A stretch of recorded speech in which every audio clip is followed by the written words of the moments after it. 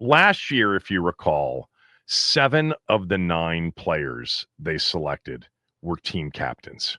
They clearly had an idea of creating a culture and really changing a culture. And it was important for them to find, their kind of guys, the guys that Adam Peters and Dan Quinn talked about when they first got hired. They said they had this shared vision. They had an aligned vision on player traits, the things that they wanted in players. They wanted competitors. They wanted high motor players. They wanted smart players. And clearly they wanted guys that would create a really good locker room. Because let's face it, for 20 something years, the locker room wasn't super stable.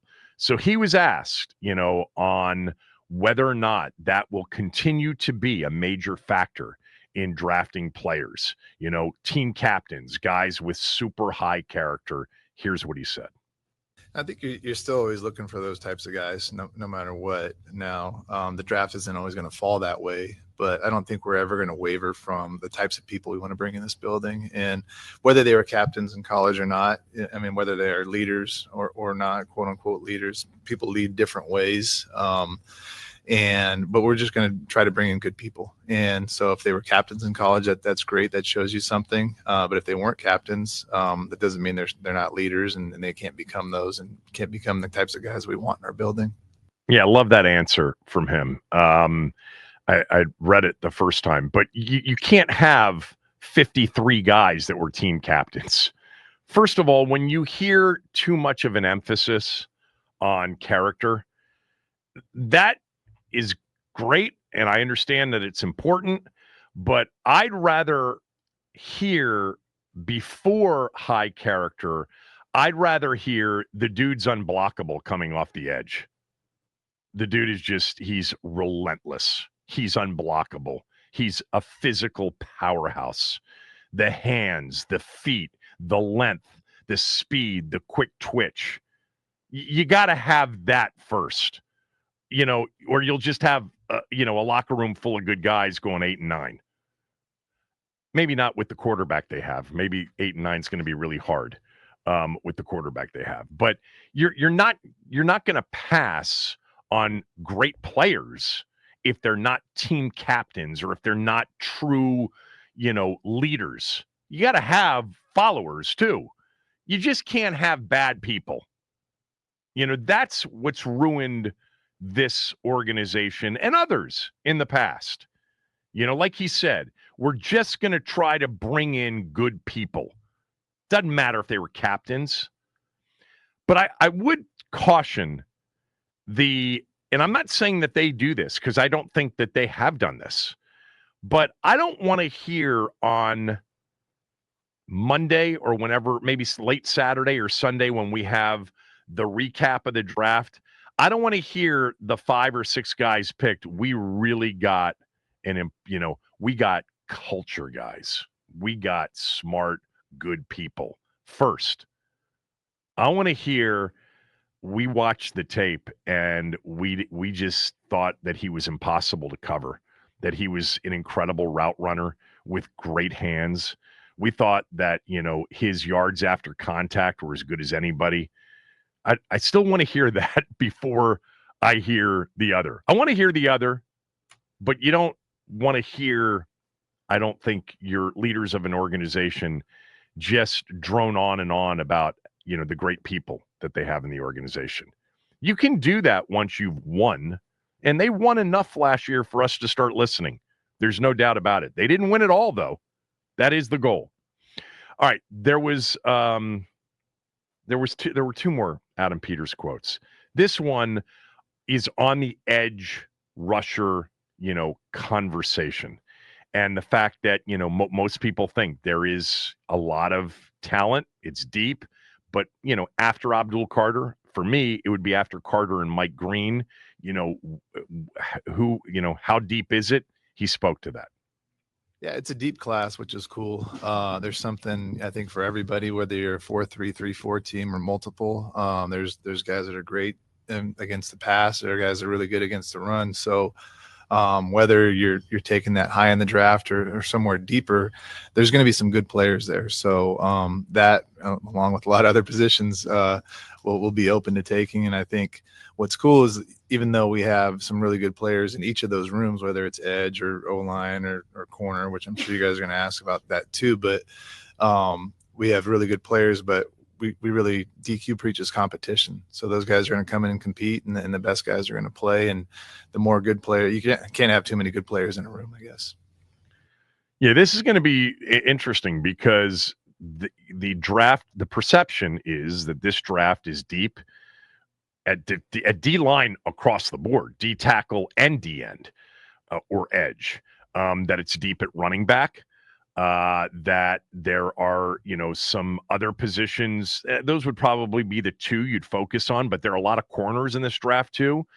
And if you believe that there are going to be a lot of players really, really close in terms of the best player available on teams' boards after the first 4 or 5 players come off the board in this draft, then you can start thinking, well, maybe we need to get the corner now or the offensive lineman that we like now because it's not as deep there, because we'll have a shot to come back in the second round on Friday night and get the edge, because we don't see much of a difference between JT Tuimoloau or Landon Jackson or, Nick Scorton, and they're available. And we're going to be able to get one of those guys. But, we need an offensive tackle like Donovan Jackson or, a guard, which, we talked about a little bit yesterday. And I think Kime mentioned for the first time, Tyler Booker from Alabama, a guy that they actually really have a legitimate first round grade on. But yeah, I mean, that's going to be interesting because running back and D linemen, there's a lot of in this draft. There are fewer safeties. There are fewer, offensive linemen, at least perception wise. So we'll see what he ends up doing there and how the team handles it. And then lastly, there was one other one. He was just asked about best player available in the draft. He had said a few weeks ago, the biggest mistakes you make are when you deviate from your board and you take a player for need rather than taking just the BPA, the best player available. He was asked about how he defines best available player in the draft. Here's what Adam Peters said. Yeah, I think it's probably just the best fit for our team, in terms of how they fit in our locker room, how they fit in our scheme and what we're looking for. So that could be any position, right? So, kind of, I don't want to keep saying this because Ben made fun of me for saying this, but, we're in a position where we can take the best available and we can stay true to our board. And so we feel really good about that. And so we don't have to reach for a position that we feel we need that we may be talking ourselves into. Yeah. I think he was talking about Ben Standing. I think Ben had asked him that question recently, but, he doesn't give you a lot, but you get a little bit here and there. There was another, question towards the end. He was asked about, the characteristics of the people on the team that make them, nails on chalkboard, a commander. And he said, there's some basic characteristics that you kind of look for in just about any football player of any team, but really just seeing the competitive spirit of a lot of the guys.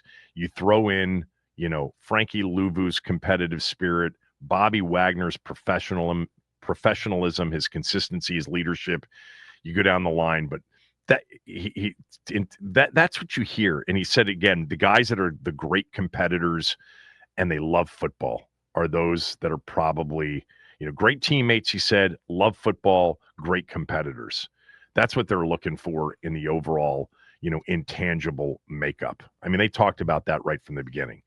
You still got to make sure that they can play the position at a high level when you pick them there. Going to be an interesting draft. They've traded away a lot of their picks for 3 players, Marshawn Lattimore, Deebo Samuel, and Laramie Tunsil. And those players are going to be huge to what they are able to accomplish in 2025 and beyond in the case of Lattimore and Tunsil. But But yeah, tomorrow night, Saturday night, and Friday night and Saturday are going to be interesting. And for us, it's like the first draft in forever where it's like, all right, we're not looking for the answer. We're looking for support for the answer.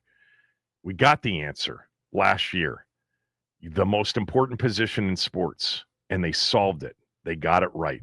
I mean, we might, if had Jaden failed and not looked the part, they'd be picking in the top 10 again. As by the way, they were predicted. Remember a year ago, they were predicted to pick in the top 10 before the season started, even with Jaden at quarterback. But they're not picking in the top 10 because they got the quarterback right. Like this is, if you missed the season and you just tuned in for the draft and you saw the order, the one conclusion you could come to more than anything else is, man, Washington must have gotten it right last year with Jaden Daniels because they're picking 29th in the first round. And yeah, different draft for all of us, man.